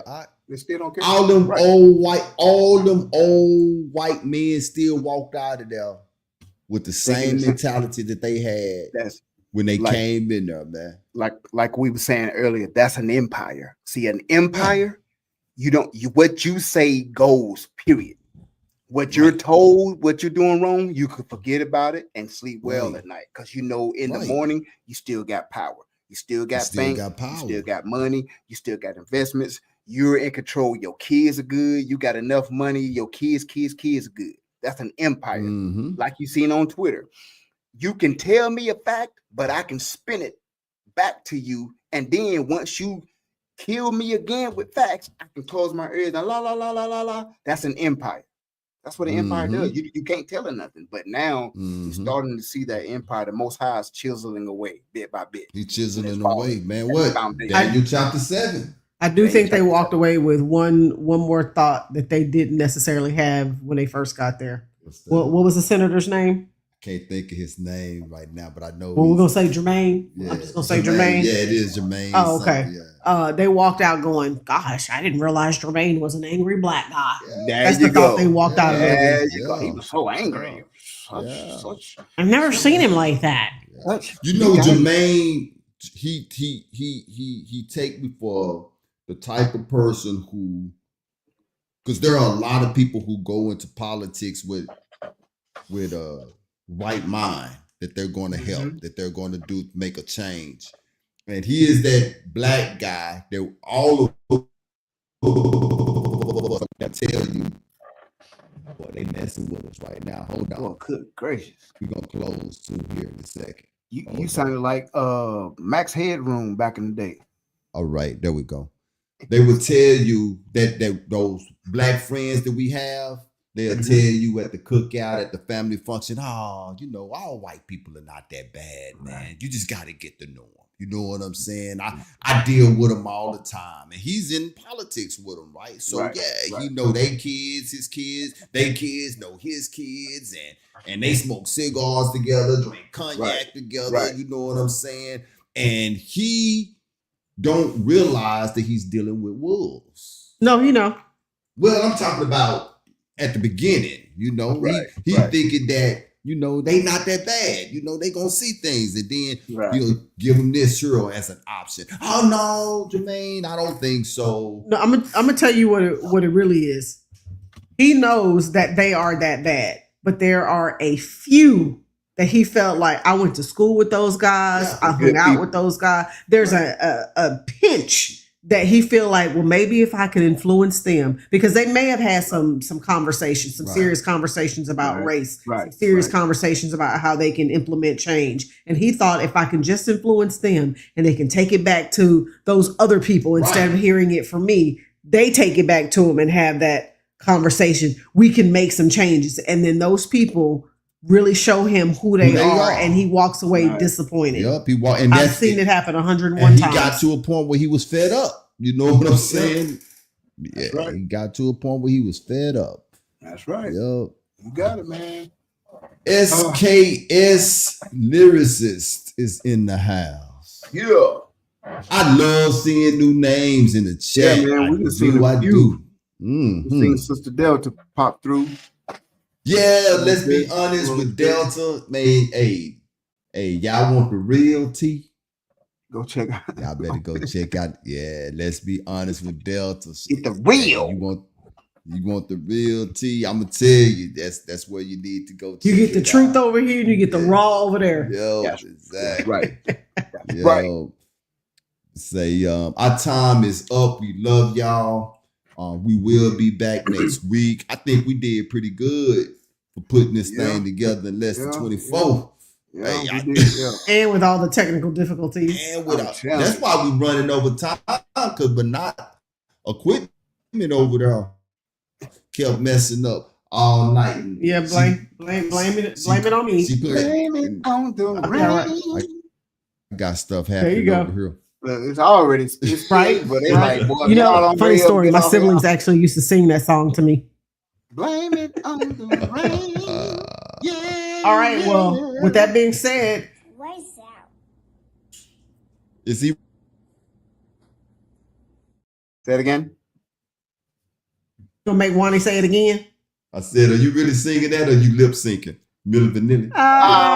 listen. You're so funny. Okay, Yeah. Singing it for real. y'all cut my baby off, so I'm gonna make y'all listen to him I'll be again. quiet. Yeah.